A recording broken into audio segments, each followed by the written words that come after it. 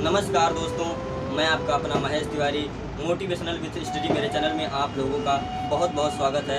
आज का मेरा टॉपिक है भाग्य। तो मैं आज आप लोगों को भाग्य के बारे में बताऊंगा। बहुत से लोग ऐसे हैं जो अपने भाग्य को लेकर चिंतित रहते हैं। मेरे भाग्य में ये नहीं था लिखा था, मेरे भाग्य में वो नहीं लिखा था। तो खास तौर पर उनके लिए वीडियो है और सच कहूँ तो आप सबके लिए ये वीडियो है। तो चलिए मैं बिना देरी के हुए मैं अपने वीडियो को स्टार्ट करता हूँ। अपने उस टॉपिक के बारे में आप लोगों को बताता हूँ। पहले मैं आप लोगों के लिए एक थॉट लेकर आऊँगा, उस थॉट बोलूँगा। उसके बाद में मैं उस थॉट को क्लियर करने के लिए एक स्टोरी आप लोगों को सुनाऊँगा। तो चलिए दोस्तों ध्यान से सुनिए। भाग्य कोई लिखा हुआ दस्तावेज नहीं है, इसे रोज़ खुद ही हमें अपने हाथों से लिखना पड़ता है। चलिए इसे प्रूव करने के लिए मैं आप लोगों को एक प्यारी सी कहानी सुनाता हूँ, एक प्यारी सी स्टोरी सुनाता हूँ। एक गुरुजी थे जो अपने स्टूडेंट्स को, अपने विद्यार्थियों को पढ़ा रहे थे, एक स्टोरी सुना रहे थे। तो उन्होंने देखा कि उसमें से कुछ ही ऐसे बच्चे थे जो कि उनके बातों को ध्यान से सुन रहे थे। तो गुरुजी ने इग्नोर करते हुए पहले अपने स्टोरी को संपूर्ण किया। उसके बाद में जो बच्चे आपस में बातें कर रहे थे, उनकी बातों को नहीं सुन रहे थे, उनमें से एक बच्चे को खड़ा किया और पूछा कि बेटे अभी तक मैं किस टॉपिक पर बोल रहा था और मैंने क्या क्या बताया, इस स्टोरी से आपको क्या समझ आया। तो वो बेचारा कुछ बता नहीं पाया क्योंकि वो ध्यान से सुन नहीं रहा था। वो आपस में बातें कर रहे थे तो कैसे बताते। गुरुजी को गुस्सा आया और गुरुजी ने सारे बच्चों को दंडित किया। तो उसके बाद में गुरुजी को बहुत दुख हुआ कि मैंने इतना बताया, इतना समझाया और उसके बावजूद भी इन बच्चों को कुछ समझ में नहीं आया। तो गुरुजी ने एक तथ्य कहा कि जिन बच्चों को अभी मैंने दंडित किया है, उन बच्चों में से एक बच्चा एक बहुत भाग्यशाली है। अगर वो थोड़ा सा भी कर्म करेगा तो भगवान उसका चौगुना फल उसे प्रदान करेंगे। सारे बच्चे सोच में पड़ गए कि मैं भी दंडित हुआ हूँ और मुझे भी मार पड़ी है। तो सारे बच्चे सोच में पड़ गए। उसके बाद गुरुजी से पूछा कि गुरुजी इसमें से कौन भाग्यशाली है। तो गुरुजी ने बताया कि आप में से एक भाग्यशाली है। तो मैं बताऊंगा नहीं कि कौन है, पर एक भाग्यशाली है जो अपने जीवन में थोड़ा भी कर्म करेगा तो उसका भगवान उसे चौगुना फल देंगे और एक दिन ऐसा आएगा कि वो दुनिया का सबसे बड़ा आदमी है। सारे बच्चे यही सोचकर कि हो सकता है मैं भाग्यशाली हूँ, हो सकता है मैं भाग्यशाली हूँ, सारे बच्चे अपने अपने कर्म में लग गए और बहुत ध्यान से, बहुत ईमानदारी से कर्म को करना स्टार्ट किया। और जाहिर सी बात है, जब आप कर्म करोगे तो इसके फल स्वरूप, इसके परिणाम स्वरूप आपको इसका फल अवश्य मिलेगा।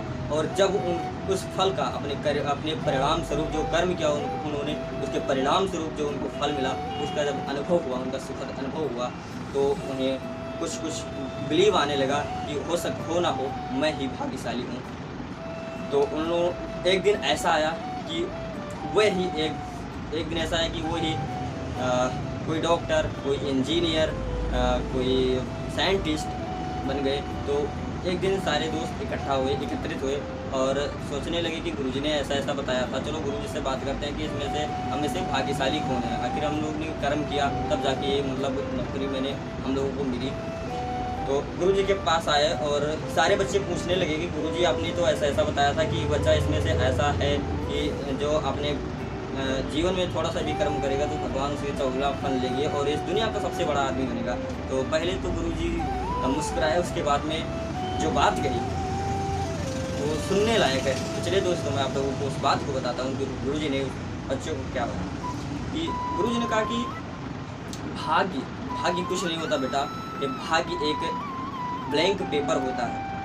उस ब्लैंक पेपर में आप खुद अपने स्याही से आपको लिखना होता है। अगर आप अपने दुर्भाग्य को लिखोगे इस ब्लैंक पेपर पर तो वो आपको दुर्भाग्य की तरफ लेकर जाएगी। अगर अपनी इस पे सौभाग्य लिखोगे तो यही भाग्य आपको आपकी सौभाग्य की तरफ लेकर जाएगी। और जो आप स्याही है वो है आपका कर्म। आप जैसा कर्म करोगे, अगर दुष्कर्म करते हो तो दुर्भाग्य की तरफ लेकर जाएगी।